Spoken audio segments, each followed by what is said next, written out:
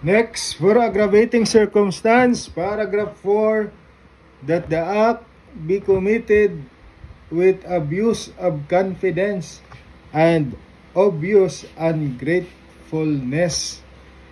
So these aggravating circumstances are based on a greater perversity of the offender as shown by means and ways employed.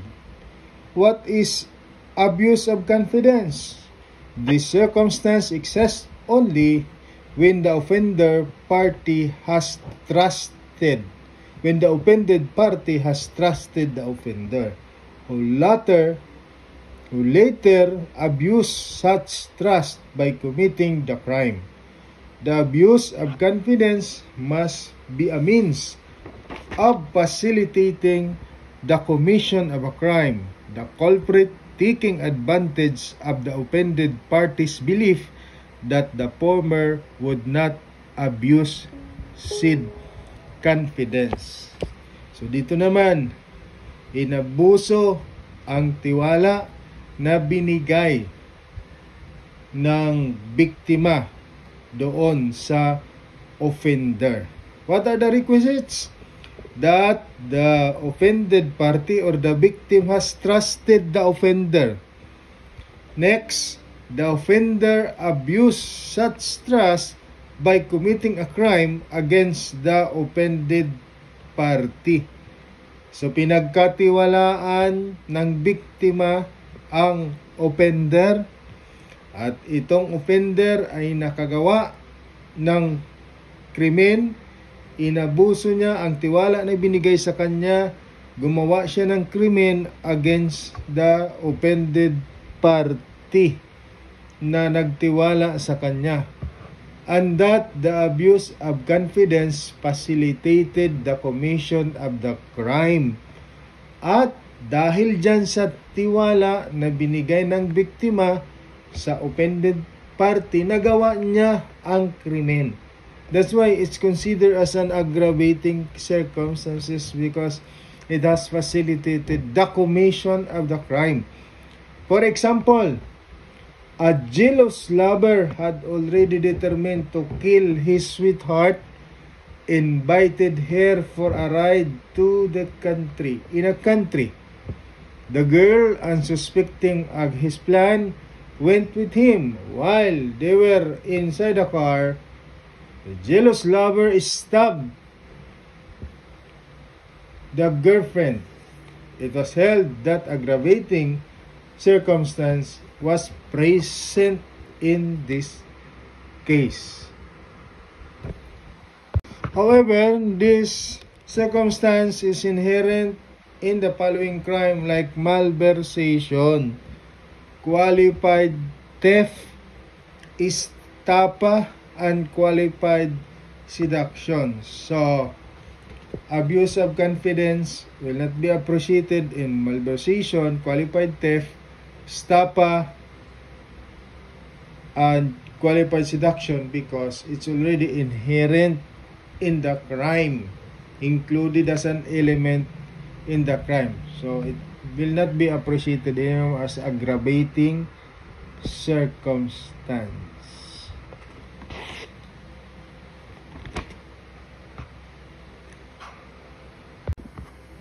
Then what is obvious ungratefulness? Ungratefulness as an aggravating circumstance exists in the following example. That the accused killed his father-in-law whose house he lived and who partially supported him. Pinatay niya yung kanyang father-in-law na nagsusuporta sa kanya, nagpapakain sa kanya. So wala siyang utang na loob.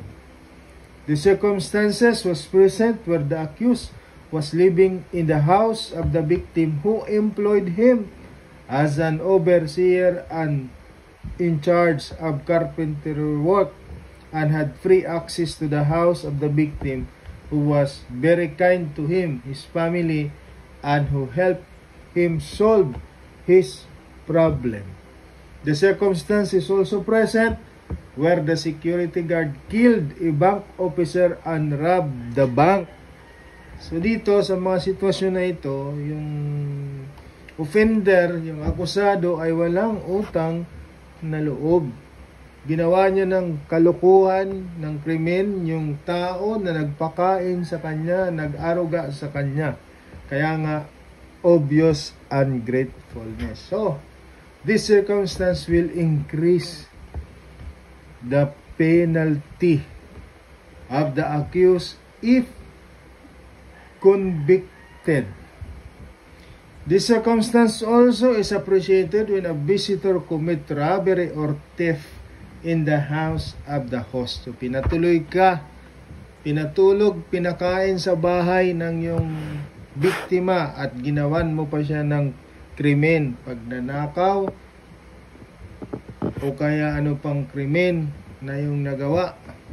So, aggravating circumstance of obvious ungratefulness will be appreciated. Paragraph 5, class, is that the crime be committed in the palace of the chief executive or the president or in his presence where the public authorities are engaged in the discharge of their duties or in a place dedicated to religious worship. What is the basis for this aggravating circumstance?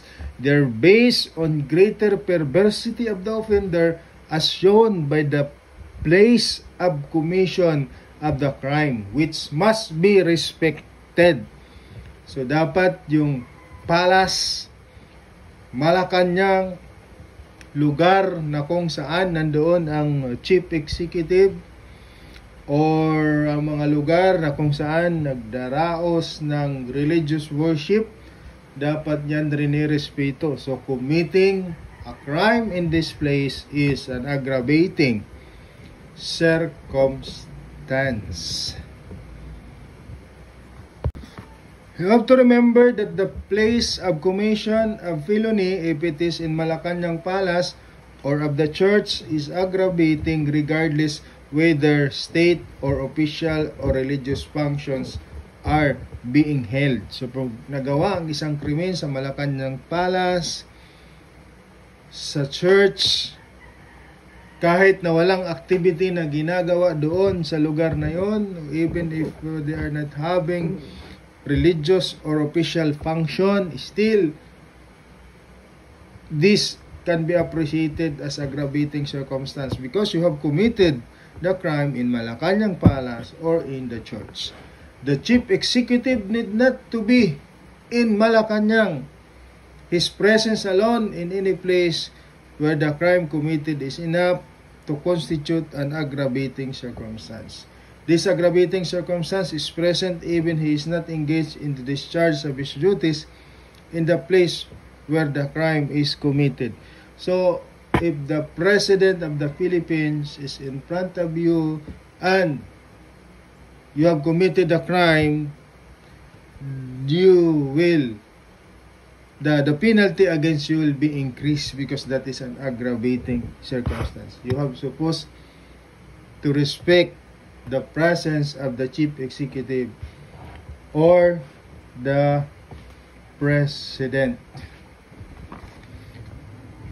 Paragraph 6, that the crime be committed in the night time in uninhabited place by a band whenever such circumstances may facilitate the commission of a crime.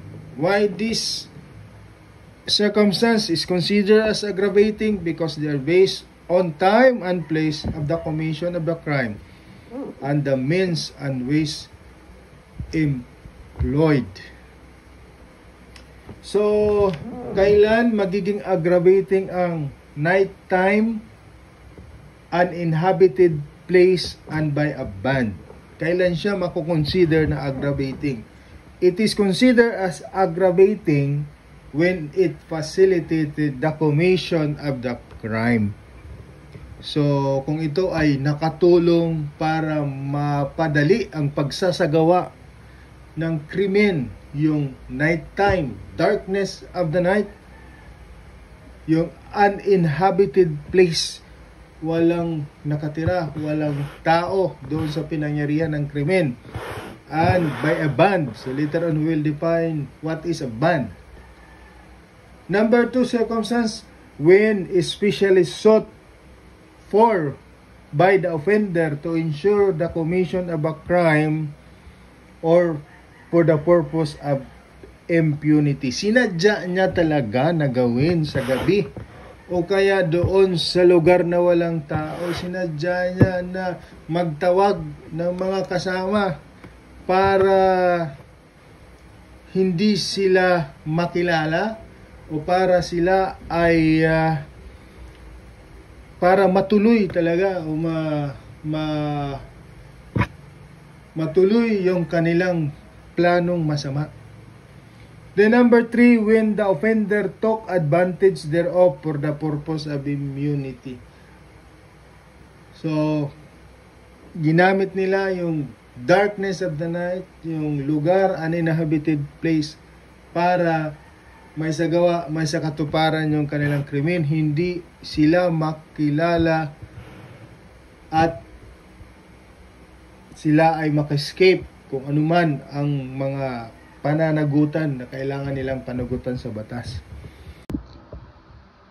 For example, in taking advantage of nighttime, A, with intent to kill B, had hidden behind the tree and availed himself of the darkness to prevent his being recognized or to escape more readily. As soon as B came, A stabbed him to death. So, in this case, A had taken advantage of the darkness of the night to facilitate the crime. So, nighttime is appreciated as aggravating circumstance.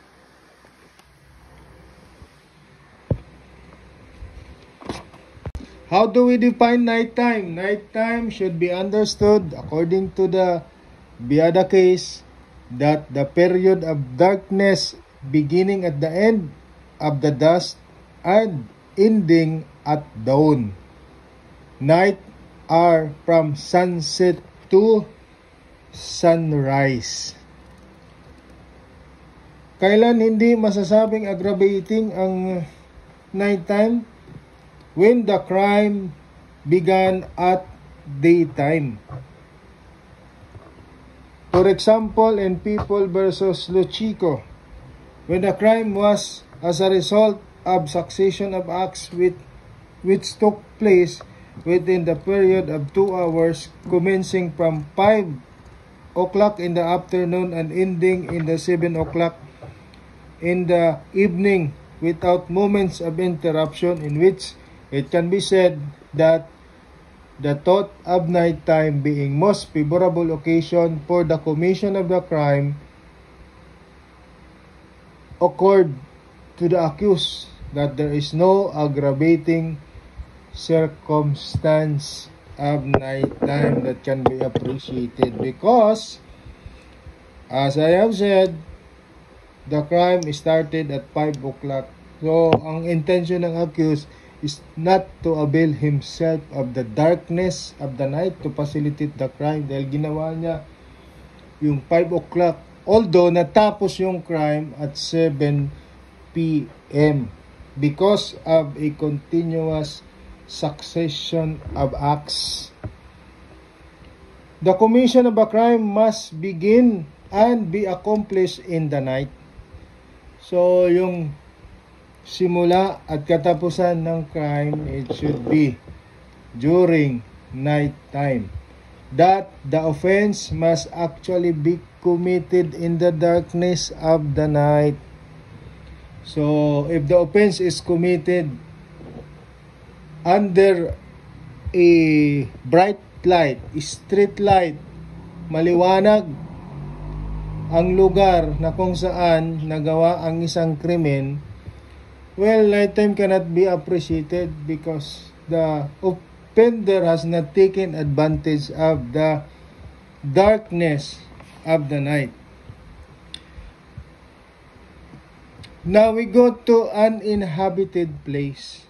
What do you mean by uninhabited place? Uninhabited place is the one where there is no houses at all, a place that a considerable distance from a town, or where houses are scattered at a great distance from each other. So hindi naman ibig sabihin na totally walang tao. Mayroong mga bahay pero they are scattered, and there is a remote possibility of seeking or asking for help. So pag nangyari ang krimen doon sa lugar na yon, malabong makahingi ang tulong ang biktima dahil malalayo yung mga bahay kung may bahay man yan, o kaya totally walang bahay ang lugar na yon. This aggravating circumstance should not be considered when the place where the crime was committed could be seen, or at a voice of the deceased could be heard from nearby houses. So, kung sa pinangyarihan ng krimen, makakahingi siya ng tulong sa pamamagitan kanyang pagsigaw, mayroon makakarinig ng kanyang sigaw, yung uninhabited place as an aggravating circumstance will not be appreciated. The solitude must be sought to better attain the criminal purpose. So it must appear that the accused sought the solitude of the place or the inhabited place where the crime was committed in order to better attain his purpose. The offender must choose the place as an aid either to easy the uninterrupted accomplishment of the criminal design, or to ensure the concealment of an offense that might thereby be better secured against the detection and punishment. So ang isang babae, dinala niya sa isang lugar na uninhabited para yung biktima niya ay hindi makahingi ng tulong at madali niyang maisasagawa yung kanyang mga masamang binabalak. So yun yung uninhabited place. Napunta natin, what do you mean by a band? What is a band? Whenever more than 3 armed male malefactors shall have acted together in the commission of an offense, it shall be deemed to have committed by a band. Yan. So, ang tandaan natin dito, more than 3 armed person acted together, nagsama-sama ang more than 3, ibig sabihin 4 na tao na mayroong armas. Kapag 3 lang o 2 lang ang may armas, kahit sila pa ay 10 na nagsama-sama acted in commission of a crime, this aggravating circumstances by a band cannot be appreciated. Dahil sinasabi ng batas, there are more than 3 who are armed, acted together, facilitated the commission of the crime.